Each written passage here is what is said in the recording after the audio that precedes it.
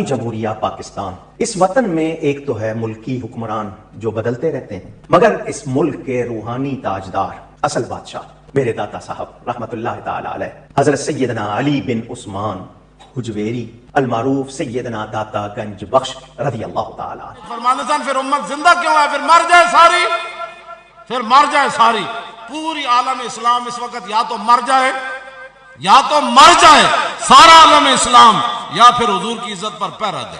بس دو باتوں میں سے ایک بات ہے، بس یا سارا کٹھا ہو کے مر جائے تو یا پھر فرانس کو جواب۔ اس کے جواب میں یہ کہیں گے جی ہمارے بزرگوں نے کہاں گارنٹی لی ہوئی تھی؟ جی لی ہوئی تھی، آپ کے بزرگوں کی ڈیوٹی ہیں، ہر علاقے کا بزرگ لادہ سے ہوتا ہے جو وہ سارے معاملات چلا رہا ہوتا ہے جی۔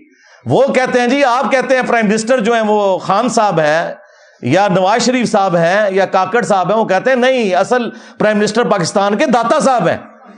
ہاں یہ ویڈیوز میں ریکارڈ ہے۔ جمہوریہ پاکستان، اس وطن میں ایک تو ہے ملکی حکمران جو بدلتے رہتے ہیں، مگر اس ملک کے روحانی تاجدار اصل بادشاہ میرے داتا صاحب رحمت اللہ تعالی علیہ حضرت سیدنا علی بن عثمان حجویری المعروف سیدنا داتا گنج بخش رضی اللہ تعالی عنہ۔ جمہوریہ پاکستان، اس وطن میں ایک تو ہے ملکی حکمران جو بدلتے رہتے ہیں، مگر اس ملک کے روحانی تاجدار اصل بادشاہ میرے داتا صاحب رحمت اللہ تعالی علیہ حضرت سیدنا علی بن عثمان حجویری المعروف سیدنا داتا گنج بخش رضی اللہ تعالی عنہ۔ تو پھر داتا صاحب سے ہی پوچھیں گے نا کہ سرکار کشف المحجوب کے اندر جو کفریات لکھے ہیں یہ کیوں داخل ہو گئے آپ کی کتابوں میں؟ ڈیوٹی پوری نہیں کی تھی؟ ہمارے وہ خادم رضوی صاحب بھی، بابا جی بھی کہا کرتے تھے نا کہ امام مالک فرماندے نے امت مر جائے۔ ہاں امام مالک کہتے ہیں کہ امت مر جائے اگر نبی کی گستاخیاں ہو رہی ہیں اور امت وہ گستاخیاں نہیں روک رہی۔ امام مالک پھر امت زندہ کیوں ہے؟ پھر مر جائے ساری، پھر مر جائے ساری پوری عالم اسلام اس وقت یا تو مر جائے، یا تو مر جائے سارا عالم اسلام، یا پھر حضور کی عزت پر پہرا دے۔ بس دو باتوں میں سے ایک بات ہے، بس یا سارا کٹھا ہو کے مر جائے تو یا پھر فرانس کو جواب دے۔ تو میں نے اس میں کہا تھا بابا جی رکو ذرا، صبر کرو، تیرے بابا کیوں نہ مر جان؟ غوث کتب ابدال جنہ دی ڈیوٹیاں نے، انہوں نے اپنے نبی نے غداری کیوں کی تھی ہے؟ انہوں نے اپنے نبی کا کلمہ نہیں پڑھا ہوا؟ کیا ان غوث کتب ابدال جو تمہارے جعلی کلیم کیے ہوئے ہیں لیکن تمہارے نزدیک تو اصلی ہیں، انہوں نے اپنے نبی کا کلمہ نہیں پڑھا ہوا؟ یہ کیوں نہیں مر جائیں؟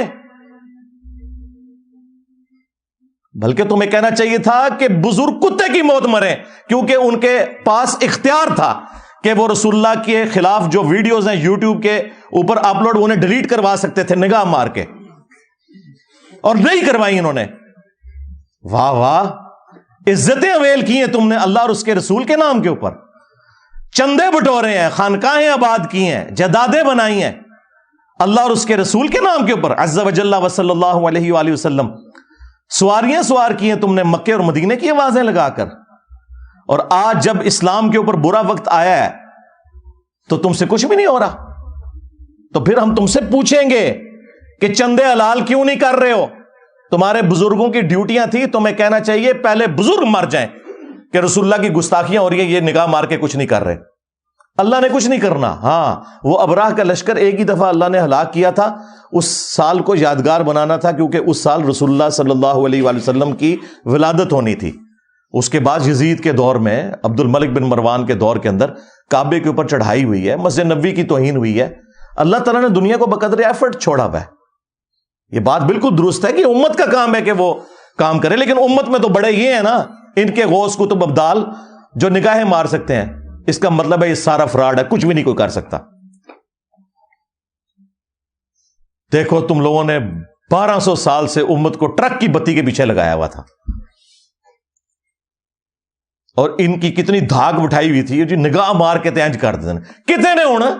آپ مر گئے نا، کیوں نہیں گستاخانہ ویڈیوز ڈیلیٹ کرواتے؟ اپنی کتابوں میں جو گستاخانہ عبارتیں ہیں یہ ان کے بعد ان کے کاتبین لکھتے رہے، یہ یا خود لکھواتے رہے، واللہ عالم، ہمیں نہیں پتا، ہم نہ ادھر کی طرف کھڑے ہوتے ہیں نہ ادھر کی طرف، چلیں حسن ظن رکھ لیتے ہیں بعد کے لوگوں نے کیا ہے، تو یہ بابے کی طرف بھر گئے۔